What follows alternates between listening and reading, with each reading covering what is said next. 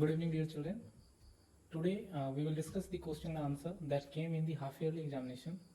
So let's start the question. So the first question was, why do historians not depend on British document to write Indian history? So all of you know that whenever the historian read or write history, they do not refer to single source. Why? Because single source tell only opinion of few person. So historians always try to read the various documents available. So answer is the British documents tells only the opinion of British, not of Indian. Question number 2, James Mill divided Indian history into three periods: Hindu, Muslim and British. It is asking the name of the book in which this division was done. So the name of that book was A History of British India. Question number 3, name the person who introduced permanent settlement. So simple answer it is Lord Cornwallis in 1793 में, है ना, 1793 में इसको introduce किया था. Question number 4, this is the question that is asking name the person who discovered the sea route to India.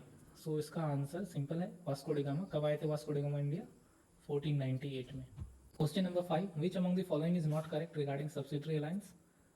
तो subsidiary alliance के बारे में आप सभी ने पढ़ा है कि सब्सिडरी अलायंस एक अलायंस था जिसमें इंडियन रूलर्स को फोर्सेस रखने अलाउड नहीं होते थे. साथ ही साथ कंपनी उस राजा को प्रोटेक्ट करती थी, बदले में कुछ पैसे लेती थी, right. So here it is asking which one is not correct. So obviously the purpose behind the subsidiary alliance was to make Indian ruler strong. तो ये तो पर्पस नहीं था, है ना, राजा को कमजोर बनाना पर्पस था. Question number 6, in this picture it is asking that which painting belongs to India and which painting belongs to Britain. So the answer will be B, left, right, left, this one. This painting is Indian Kalamkari painting and this painting is British Morris painting, right. So correct answer will be B.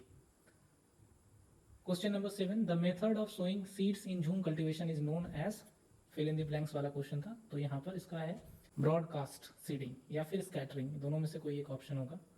Question number 8, in which of the following situation is a minister misusing his power. यहाँ पर दिया गया 3 situation. इस 3 situation में आपको find करने हैं कि किस सिचुएशन में मिनिस्टर मिसयूज कर रहा है अपने पावर का. तो देखिए, ऑप्शन ए है refuse to sanction a project of his ministry for sound technical reason. तो कोई एक मिनिस्टर है, उसने किसी एक प्रपोजल, एक प्रोजेक्ट के प्रपोजल को रिफ्यूज कर दिया. क्यों? क्योंकि उसके पीछे एक बढ़िया कारण है, राइट. कोई कारण था जिसकी वजह से उन्होंने रिजेक्ट कर दिया. तो यहाँ पर इन्होंने अपना कोई भी पावर मिसयूज नहीं किया है. बी में देखिए कि ये बोल रहा है कि अपने सिक्योरिटी स्टाफ को भेजा अपने नेबर को धमकाने के लिए. एक मिनिस्टर ने अपने सिक्योरिटी स्टाफ को अपने नेबर को धमकाने को भेजा. तो क्या ये मिसयूज ऑफ पावर है? Yes, this is a misuse of power. Option C देखिए, call up the police station asking them not to register a complaint that is likely to be filed against his relative. तो कोई एक minister है, उसके रिश्तेदार के खिलाफ कोई कंप्लेन करने जा रहा है. अब मिनिस्टर फोन करके पुलिस को कह रहा है कि आप कंप्लेन मत लिखिए, क्योंकि जिसके खिलाफ वो कंप्लेन लिखने जा रहा है वो मेरे रिश्तेदार है. तो यहाँ पर पावर मिसयूज हो रहा है. यस. तो आपने बी और सी दोनों में से कोई सा भी टिक किया, this will be the correct answer. Either B और सी, दोनों किया है तो बहुत अच्छी बात है. एक भी किया है बी और सी में से तो आंसर करेक्ट होगा. Question number 9 it is asking that in this scenario, ये जो स्टोरी है आपने बुक में भी पढ़ी थी, इस सिनारियो में कौन सा करेक्ट एग्जाम्पल है रिगार्डिंग द सेक्युलरिज्म. तो देखिए यहाँ पर ये जो कन्वर्सेशन हो रहा है, इससे हमें ये पता चल रहा है कि government keep itself away from religious matters. यहाँ पर रिलीजियस मैटर से गवर्नमेंट क्या कर रही है, अपने आप को दूर रख रही है. पिक्चर नंबर 10, इस पिक्चर को देखिए, ये हमारी कंट्री के पार्लियामेंट का पिक्चर है. तो इसके 2 आंसर्स आपको लिखने थे हाफ मार्क्स के. पहला तो इस बिल्डिंग का नाम है द पार्लियामेंट ऑफ इंडिया. इसकी लोकेशन जो है वो कहाँ है? न्यू दिल्ली में, right. Now come to the next question. Question number 11, list any 2 form of protest. Protest हम कैसे करते हैं? प्रोटेस्ट कई तरीके से करते हैं. जैसे कि हम रैली निकाल के करते हैं, है ना. हम कई बार स्ट्राइक कर देते हैं, सब कुछ बाजार वगैरह बंद कर देते हैं, ये भी एक फॉर्म ऑफ प्रोटेस्ट है. वॉकआउट, किसी मीटिंग से बाहर निकल जाना भी क्या है? प्रोटेस्ट है. किसी को पिटिशन लिख के देना, ये भी एक फॉर्म ऑफ प्रोटेस्ट है. तो कोई सा भी 2 आपको लिखना था इसमें से. अगर आपने लिखा है, you will get the marks. Question number 12, complete the statement. Non renewable resources are those resources which have limited stock. Very simple question है ना। Question number 13, find the true and false. Ganga Brahmaputra plain of India is an over populated region. क्या Ganga Brahmaputra plain में population काफी ज्यादा है? Yes. तो ये statement क्या है? ट्रू है। वाटर अवेलेबिलिटी पर person in India is declining. क्या हमारे देश में हर एक इंसान के लिए जो वाटर की अवेलेबिलिटी है वो कम हो रही है? यस, ये भी सही है। So both the statement are true. Question number 14, which one of the following method is most appropriate to check soil erosion on steep slope. जहां पर स्टीप स्लोप हो, स्लोपी सरफेस पे किस तरह का फार्मिंग किया जाता है, किस तरह की कल्टीवेशन की जाती है जिससे कि सॉइल इरोजन ना हो? तो इसका आंसर होगा टेरेस कल्टीवेशन। स्पेशली ये हिली रीजन में प्रैक्टिस किया जाता है जहां पर कि स्लोपी सरफेस होते हैं। Right any one difference between subsistence farming and intensive farming. तो subsistence farming I told you it is a type of farming in which farmers grow crop for self consumption, अपने खाने के लिए, अपने परिवार के लिए जो क्रॉप ग्रो करते हैं उसको हम सबसिस्टेंस फार्मिंग बोलते हैं। इंटेंसिव सबसिस्टेंस फार्मिंग क्या होता है? ये यूजुअली वहां पर प्रैक्टिस किया जाता है जहां पर कि पॉपुलेशन ज्यादा हो, जमीन कम हो, राइट, सिंपल टूल्स और घर के ही लोग लेबर मतलब काम करते हैं, है ना, इसको हम इंटेंसिव फार्मिंग कहते हैं, right. Now come to the next question, question number 16, write in your own words what do you understand by the term rule of law, है ना। तो बहुत सिंपल सा क्वेश्चन है। रूल ऑफ लॉ का मतलब क्या होता है? It is a system where law is actually ruling the people and every person is equal before law, right. अगर कोई इंसान इस तरह के कानून को वायलेट करता है, राइट, तो उसे पनिशमेंट मिलती है according to law. So look at here the answer. Some examples it is asking. For example, if someone is driving a motorcycle in a high speed, this is also a violation of rule. So read the answer. Question number 17. What is resource conservation? Why are resources distributed unequally over earth? आप सभी को पता है कि if we are using resources carefully and if we give time to renew it, we call it as a resource conservation. And all the places do not have equal amount of resources. Some places have another resources, some places have some different resources. For example, in Rajasthan we are having solar energy, a lot of solar energy. If you go to the Meghalaya, you will find a lot of water resources. So every places have different resources and these resources are unequally distributed, right? Now question number 18, why is land considered an important resource? So all of you know that land is very important. Why? Because we use it for agriculture, forestry, mining, building house, roads, है ना। और क्या कारण है कि हमारे country में जो लैंड है वो डिग्रेड हो रही है, लैंड की क्वालिटी खराब हो रही है? क्यों खराब हो रही है? क्योंकि हम डिफॉरेस्टेशन कर रहे हैं, कई सारे पेड़ पौधे काट रहे हैं। अपार्ट फ्रॉम इट, जो हम फर्टिलाइजर यूज करते हैं वो केमिकल फर्टिलाइजर होता है जिससे कि हमारी मिट्टी की क्वालिटी डिग्रेड होती है, राइट।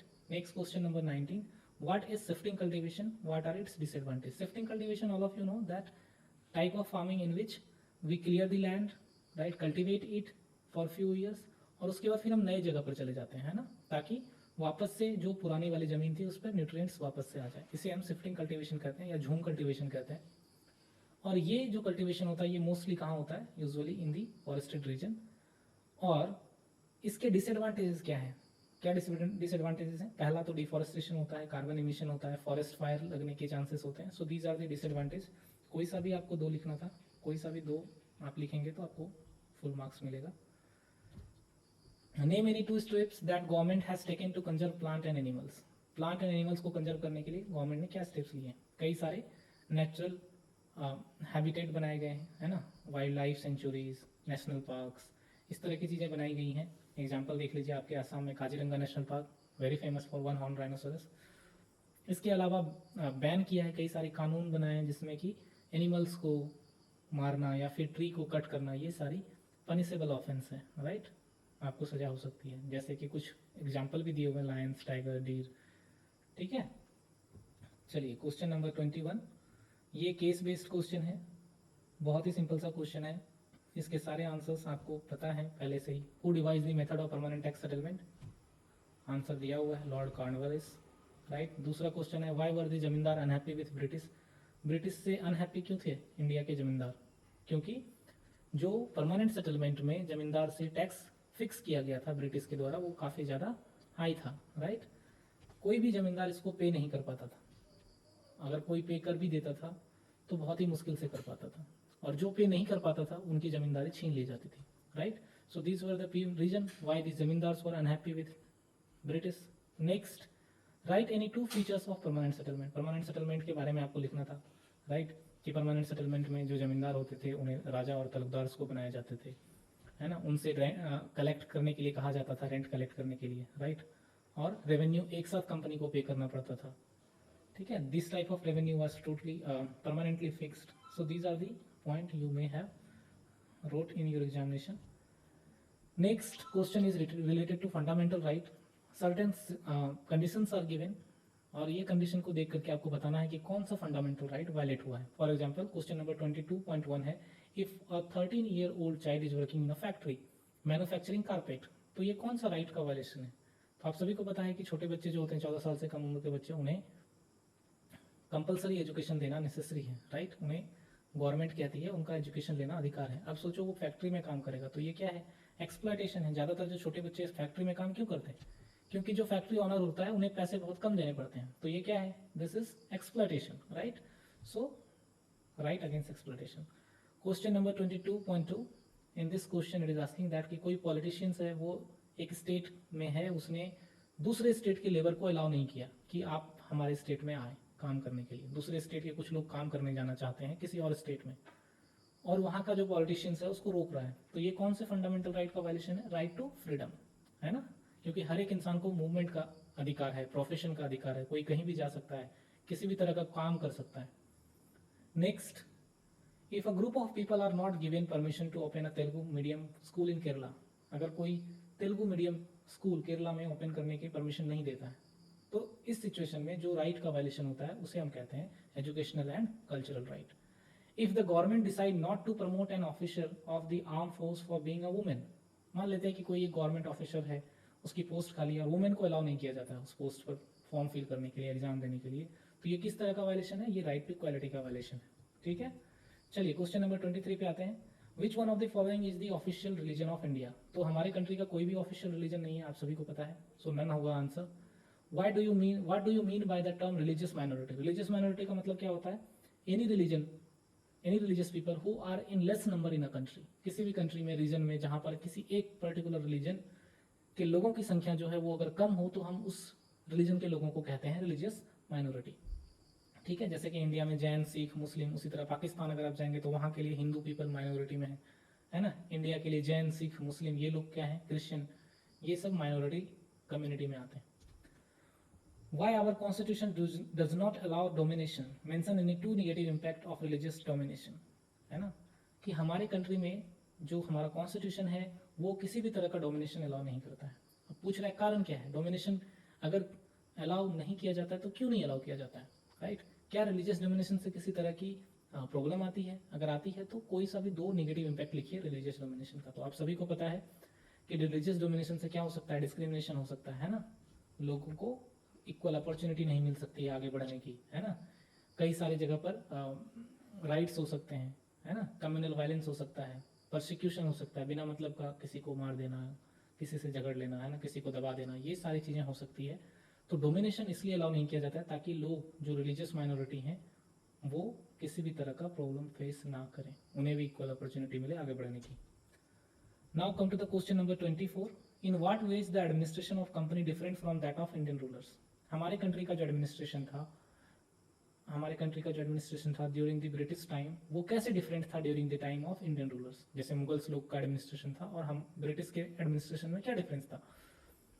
तो जब ब्रिटिश हमारे कंट्री में आए थे उन्होंने अपने पूरी कंट्री को, जितने भी एरिया को उन्होंने जीता था, they were divided it into 3 units, जिसको प्रेसिडेंसीज बोलते थे, जैसे बंगाल, मद्रास, बॉम्बे, है ना.